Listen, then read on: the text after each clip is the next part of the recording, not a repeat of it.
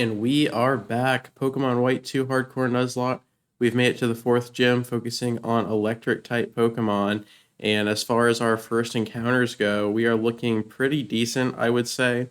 We haven't lost anybody, which is absolutely massive.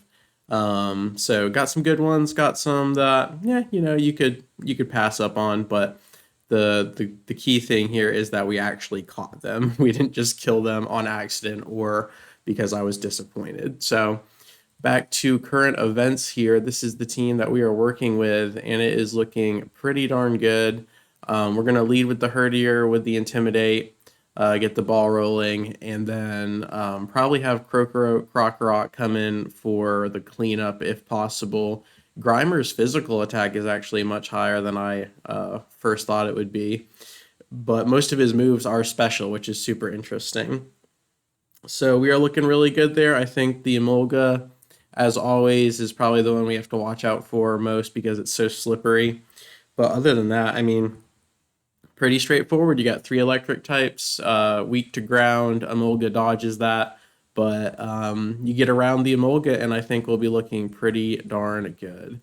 So Elisa comes down here, sends out her Emolga, and we are going to answer with our dog. And I got Thunder Wave, and I went to teach it to one of my Pokemon, and then was just completely baffled at how many of these Pokemon can learn Thunder Wave. Like, even our dog here has Thunder Wave. Let me, if I can, there we go. So our dog has it, and let's see, Watchog can learn Thunder Wave, and then I think there was another one in the PC. Just very surprising stuff there. But anyways, back to the fight here. We get the Intimidate down on the Emolga, and it will probably use Volt Switch. But if it doesn't, we don't want to use Dig, because then we'll just go into it and not do any damage. So we're just going to go for return here, get the stab damage off of it. It does get the Volt Switch, so if it swaps to Flaffy and we make contact, we'll probably end up with a paralysis, unfortunately. So let's see what happens here. It should do pretty decent damage, though.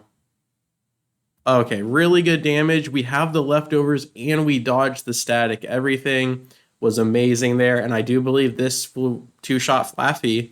So that worked out really good. We just had to eat the Volt Switch from the Emolga. Can we get out of this without the static? Yes, we can. Absolutely fantastic. We love to see that. And then the Emolga comes back down. Most likely going to Volt Switch again, but as we just talked about, we're going to do the same strategy here. Go for a full damage return and not risk the Dig, just in case it did use a different move than Volt Switch. So it gets a lot of damage down on the Herdier, but we are going to hit the Zebstrika for probably about half, potentially. That stab damage on return is absolutely fantastic. So I think right here is the perfect time to switch to the Crocodile because, again, as I've mentioned previously, I really want the Stoutland, so we are going to preserve the puppy at all cost here. And let's go ahead and switch into the ground-type Crocodile in case Zebstrika does an electric-type move. That way it's a free swap. If not, it's still a good time to get our dog to safety here. So get the Herdier out of there, swap out for the Crocodile. I do not have Intimidate on the Crocodile. I have Moxie. So Flame Charge came down. If that crit, I think it would have killed Herdier. But if not, well, that did a lot of damage to our Crocodile. So it does make me nervous.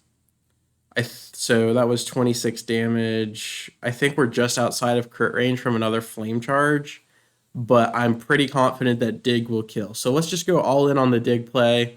And he went for Pursuit thinking we would opt out, and Zebstrika's damage is pretty good. That was not very effective, and it still took off a little bit there.